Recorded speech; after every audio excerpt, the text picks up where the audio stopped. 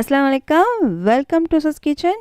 இன்றைக்கி நம்ம ஒரு சூப்பரான ஒரு ஸ்வீட் தான் பார்க்க போகிறோம். நம்ம எல்லாத்துக்கும் ரொம்ப ரொம்ப பிடிச்ச முட்டை மிட்டாய் தான் வீட்டிலே எப்படி ஈஸியாக செய்யலாங்க. இதுக்கு நீங்கள் கோயா கூட வெளியில் வாங்கணும்னு அவசியம் இல்லை, வீட்டிலே கூட செய்யலாம். அதுவும் ரொம்ப ஈஸியாகவே செய்யலாம். அதையும் நான் வீடியோவில் சொல்லியிருக்கேன். வீடியோ ஃபுல்லாக பாருங்கள், ரொம்பவே சூப்பராக இருக்கும். அப்படியே கடையில் வாங்கின மாதிரியே இருக்குங்க. கண்டிப்பாக ட்ரை பண்ணி பாருங்கள். நான் சொல்ல சின்ன சின்ன டிப்ஸே ஃபாலோ பண்ணுங்கள், உங்களுக்கு சூப்பராகவே வரும். இப்போ வாங்க இது எப்படி பண்ணலாம் அப்படின்றத பார்க்கலாம். முட்டை மிட்டாய்க்கு ரொம்ப முக்கியமான தேவை என்ன அப்படின்னா கோயா தான். சர்க்கரை சேர்க்காத பால்கோவா. இது கடையிலையும் கிடைக்கும், ஆனால் வீட்லேயும் ரொம்ப சுலபமாக செய்யலாம். நம்ம வீட்டில் எல்லார் வீட்லேயும் பால் ஈஸியாகவே கிடைக்கும் இல்லையா? அது 1 லிட்டர் அளவுக்கு எடுத்துக்கோங்க. இதை சுண்டை காய்ச்சினீங்க அப்படின்னா இந்த மாதிரி வந்துடும். நான் இன்றைக்கி 1 லிட்டர் அளவுக்கு பால் எடுத்துருக்கேன். ஏன்னா எடுத்துருக்கிறது பசும்பால், நீங்கள் பேக்கெட் பாலில் கூட செய்யலாம். இதுக்கப்புறம் ஒரு 30 பாதாம் ஒரு 5 நிமிஷமாக சுடுதலில் போட்டு வச்சுருக்கேன். இந்த தோல்லாம் எடுத்துகிட்டு இந்த பாதாம் மட்டும் தனியாக எடுத்து வச்சுக்கலாம். தோல் எடுத்த பாதாம் மிக்ஸி ஜாரில் சேர்த்து வச்சுருக்கேன். இதை கூட பால் சேர்த்து நம்ம அரைக்க போகிறோம். பால் எவ்வளோ சேர்க்குறோம் அப்படின்னா ஒரு 1/4 கப் அளவுக்கு பால் சேர்த்து நல்லா பேஸ்ட் மாதிரி அரைச்சி எடுத்துக்கோங்க. இது இருக்கட்டும். இதுக்கப்புறம் ஒரு பாத்திரத்தில் நம்ம முட்டையை உடச்சி ஊற்றிக்கலாம். ஒரு 6 முட்டை நான் எடுத்திருக்கேன். இந்த பாத்திரம் என்ன பாத்திரம் அப்படின்னா நம்ம சர்க்கரை சேர்க்காத பால்கோவா செஞ்சோம் இல்லையா, அந்த பாத்திரம் தான் நான் எடுத்திருக்கேன். இதே பாத்திரத்திலே செஞ்சுக்கலாம், ஒன்றும் பிரச்சனை இல்லை. இப்போ 6 முட்டையை நான் உடச்சி ஊற்றிருக்கேன். இது கூட 200 கிராம் அளவுக்கு சர்க்கரை, மெஷரிங் கப் பார்த்திங்கன்னா 1 கப் அளவுக்கு சர்க்கரை எடுத்திருக்கேன். இதையும் சேர்த்து நம்ம சர்க்கரை கரையிற அளவுக்கு நம்ம இந்த முட்டையை நல்லா அடிச்சுக்கலாம். நீங்கள் எந்த அளவுக்கு முட்டையை நல்லா அடிக்கிறீங்களோ அந்த அளவுக்கு முட்டையோட வாசமும் வராது, நல்லா உப்பிட்டும் வரும். நமக்கு சர்க்கரை நல்லா கரையணும். கரைச்சதுக்கப்புறம் தான் நம்ம அடுத்த பொருட்கள்லாம் சேர்க்கணும். அது ரொம்ப முக்கியமான ஒரு ஸ்டெப்புங்க. அப்போ தான் நமக்கு கலரும் நல்லாவே கிடைக்கும். நம்ம அவனில் செய்ய போகிறது கிடையாது, கடாயில் தான் செய்ய போகிறோம். சில பேர் கடாயில் செய்யும்போது கலரே வராது. அது காரணம் என்ன அப்படின்னா முட்டையை நல்லா அடிக்காமல் இருக்கிறதும் சர்க்கரை கரையிறதுக்கு முன்னாடியே நம்ம அடுத்த பொருள்லாம் சேர்க்குறது தான். நல்லா அடிச்சுக்கோங்க. இப்போ நான் இந்த அளவுக்கு நல்லா அடிச்சிருக்கேன் அப்படின்னு சர்க்கரை நல்லாவே கரைஞ்சிருச்சு. இந்த அளவுக்கு நல்லா கரைஞ்சிடணும். இப்போ சர்க்கரை கரைஞ்சிருச்சுல, இதுக்கப்புறம் நம்ம சேர்க்க வேண்டிய பொருட்கள்லாம் சேர்க்கலாம். அடுத்து நம்ம சேர்க்க வேண்டிய பொருட்கள் என்னென்னா நம்ம செஞ்சு வச்சுருந்த சர்க்கரை சேர்க்காத பால்கோவா எல்லாத்தையும் சேர்த்துட்டோம். அடுத்தது நம்ம அரைச்சிட்டு வந்தோம் இல்லையா பாதாம் பேஸ்ட், அதை சேர்த்துடலாம். பாருங்கள் எந்த அளவுக்கு நான் பேஸ்ட் மாதிரி அரைச்சிருக்கேன்னு, இந்த அளவுக்கு நல்லா பேஸ்ட் அரைச்சிக்கோங்க. இதுக்கப்புறம் குங்குமப்பூ சேர்க்கணும். குங்குமப்பூ சேர்க்குறது டேஸ்ட்டும் கொடுக்கும், அதே சமயத்தில் முட்டையோட வாசத்தையும் கம்மி பண்ணும். ஒருவேளை உங்கள்கிட்ட குங்குமப்பூ இல்லை அப்படின்னா குங்குமப்பூ எசன்ஸ்னே கிடைக்கிது, அதை கூட நீங்கள் வாங்கி சேர்த்துக்கலாம். இல்லைன்னா ஒன்றும் பிரச்சனை இல்லை, ஏலக்காய் கூட சேர்த்துக்கலாம், இல்லை வெள்ளை எசன்ஸ் கூட சேர்த்துக்கலாம். உங்களுக்கு எது விருப்பமோ அதை நீங்கள் சேர்த்துக்கோங்க. இப்போது இது எல்லாம் சேர்த்து நல்லா கலந்து விடணும். எல்லாம் ஒன்று சேர நல்லா கலந்துடணும்.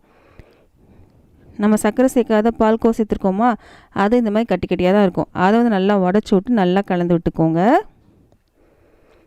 இங்கே பாருங்கள், நல்லா கலந்து விட்டாச்சு.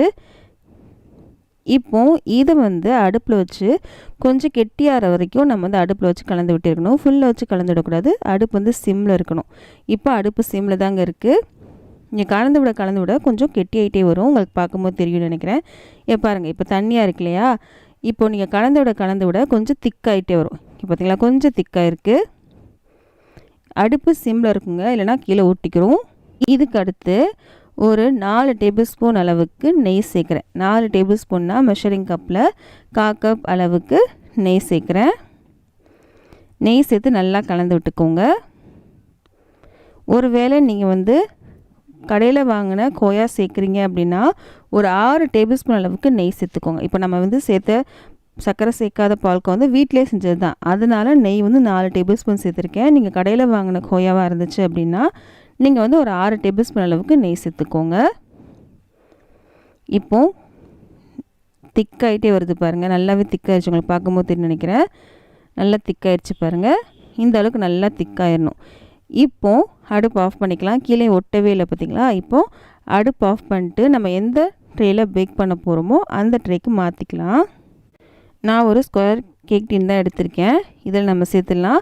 இதில் எல்லா இடத்துலையுமே நெய் தடவிருக்கேன். நெய் இல்லைன்னா எண்ணெய் கூட தடவிக்கலாம்.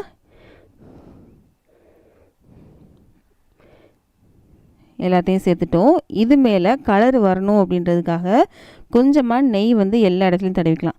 நம்ம வந்து கடாயில் தான் செய்ய போகிறோம். அவனில் செஞ்சிங்கன்னா உங்களுக்கு கலர் வந்துடும் மேலே. ஆனால் நம்ம வந்து கடாயில் தான் செய்ய போகிறோம். குக்கர்லனா கடாயில் தானே செய்ய போகிறோம். அவங்க எல்லாருமே இந்த மாதிரி மேலே கொஞ்சம் நெய் தடவிட்டிங்க அப்படின்னா கலர் சூப்பராகவே வரும். எல்லா இடத்துலையும் நெய் இருக்கணும். பாருங்கள், எல்லா இடத்துலையும் நெய் தடவிட்டோம். இப்போது கடாய் வந்து அடுப்பில் வச்சுருக்கேன். அது மேலே ஒரு ஸ்டாண்ட் வச்சுட்டேன். இப்போ மூடி வச்சிடலாம். ஒரு 10 நிமிஷத்துக்கு இது வந்து ப்ரீ ஹீட் பண்ணிக்கலாம் மீடியம் ஃப்ளேமில். இப்போ ஒரு 10 நிமிஷம் ஆயிடுச்சு. அடுப்பு வந்து நான் சிம் பண்ணிட்டேன். இப்போ நம்ம செஞ்ச ட்ரே உள்ளே வச்சிடலாம். உள்ளே வச்சுட்டு நல்லா டைட்டாக கவர் பண்ணியிருக்கணும். கொஞ்சம் கூட காற்று போகாத மாதிரி நல்லா டைட்டாக கவர் பண்ணுற மாதிரி மூடி எடுத்துக்கோங்க.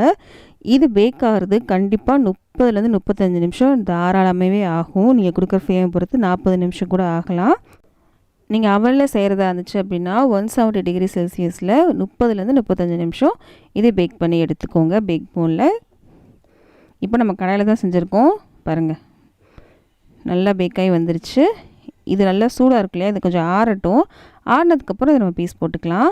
இப்போ இது நல்லாவே ஆறிடுச்சு. நம்ம நெய் தடவை இருக்கணும் இல்லையா, அதனால் ஈஸியாகவே கட் பண்ணி எடுக்கிறதுக்கு ஈஸியாகவே இருக்கும். ரொம்பலாம் கஷ்டமாலாம் இருக்காது. பாருங்கள் எவ்வளோ சூப்பராக வந்திருக்குன்னு. செம்ம டேஸ்ட்டாக இருக்குங்க. இது வந்து உடனே சாப்பிட்றத விட அடுத்த நாள் சாப்பிட்டிங்கன்னா செம்ம சூப்பராக இருக்கும். கண்டிப்பாக ட்ரை பண்ணி பாருங்கள், உலகத்துக்கு ரொம்ப பிடிக்கும். இந்த வீடியோ பிடிச்சிச்சு அப்படின்னா ப்ளீஸ் நம்ம சேனலை சப்ஸ்கிரைப் பண்ணுங்கள். சப்ஸ்கிரைப் பண்ணாமல் தான் நிறைய பேர் பார்த்துட்ருக்கீங்க. ப்ளீஸ் சப்ஸ்கிரைப் பண்ணுங்கள். இந்த மாதிரி ரெசிபீஸ்லாம் உங்கள் ஃப்ரெண்ட்ஸ்க்கும் ஃபேமிலிஸ்க்கும் யாருக்காவது பிடிக்கும் அப்படின்னா அவங்களுக்கு இந்த வீடியோ ஷேர் பண்ண மறக்காதீங்க. நம்ம அடுத்த வீடியோவில் சந்திக்கலாம்.